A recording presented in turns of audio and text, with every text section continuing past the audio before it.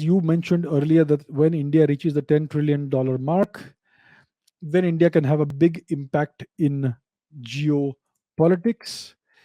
My question is, if we consider the current rate of growth and the political situation, then when will India become a $10 trillion economy? Is the government really looking forward to that? And are we on the right path? And so on. Look, it's a simple question of some mathematical calculations. Let me show you. Let me share something that I looked into. Where is it? One second. Let's look at GDP projections based on simple calculations. It's an Excel sheet. Let's make it larger. Um, um, um, um. So we have this Excel sheet here. So we are at year zero. Our economy is $3 trillion. And let's say we are growing at only 5% per year. Then it will take us, even after 20 years, our economy will have reached $7.96 trillion at the rate of 5% growth per year. So it is too less for us. Okay. If we grow at 7% per year, starting at $3 trillion, then it will take us 18 years to reach the $10 trillion mark. If we grow at 8% per year, then starting from $3 trillion today, it will take us 16 years to reach the $10 trillion mark. If we are growing at 10% per year, it will take us 13 years. If we grow at 12% per year, it will take us 11 years to reach the $10 trillion mark. So, what we are looking at is about is a journey of about 20 years, 2 decades. Within 2 decades, if we do things right, we will reach the $10 trillion mark. We need to grow at minimum 7% per year, ideally 10% or more. Is the government doing it? They are doing their best for sure. They're doing whatever they can.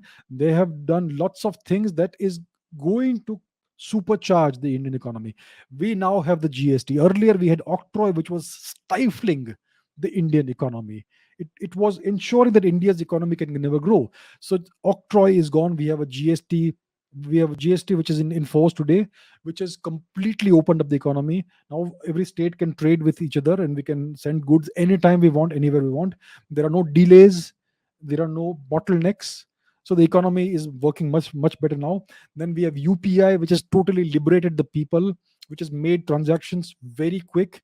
It has unified the economy into a big unified whole. And there are so many more things that we are doing. We are seeing that India has become the number one country for unicorns every year. India has the most number of unicorns that are coming up every year, and so on and so forth. So India is on the right path. A lot more reforms need to be implemented. It's not easy. It's an enormous country, so it's not easy. But India is on the right path. I think that within 20 years we should have definitely crossed the $10 trillion mark.